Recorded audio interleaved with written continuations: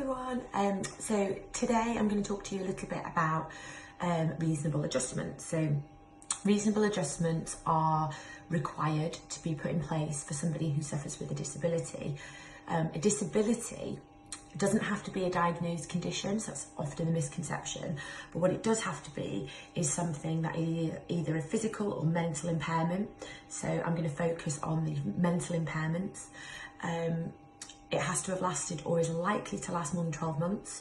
So again, you don't have to have already suffered for 12 months, as long as it looks as though you're going to.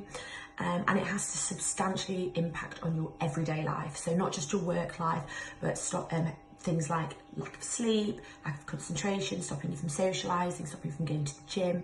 So those types of things can amount, when taken collectively, to a disability.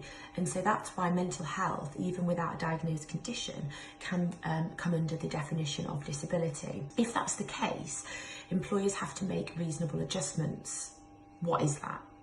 So reasonable adjustments are adjusting something to place you at the same level as someone without a disability, effectively. So an example from a physical point of view would be where there's a requirement to go up the stairs to get into the office. If you were in a wheelchair, you would put a ramp there to remove that disadvantage. So you can see the analogy there, how you would place those individuals on an even playing field.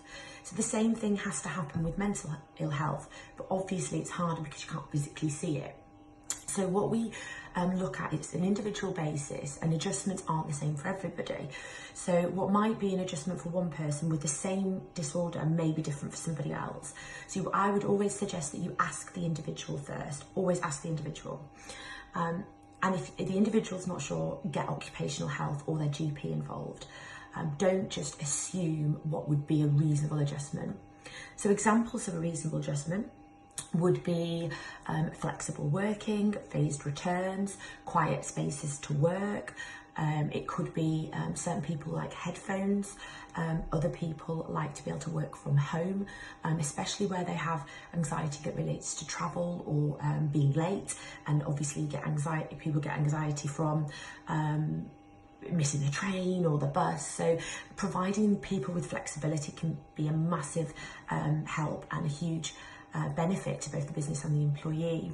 So there's lots of different types of adjustments that you can bring into play, and nothing's off the table. Reasonableness. So what's reasonable? So we have to balance the need of the employee with the employer. It isn't simply just what the employee wants or just what the employer wants to do. You have to balance the need. So clearly if something's going to cost a lot of money, the company's very small, then that could be a factor, but cost shouldn't be the only factor. You have to balance the need of the individual. And if it means losing them, then why not invest in that person so that they can stay in work and you don't have to pay to retrain somebody. So reasonable adjustments, if you're not sure whether they meet the definition of disability, put them in place anyway. Support those individuals.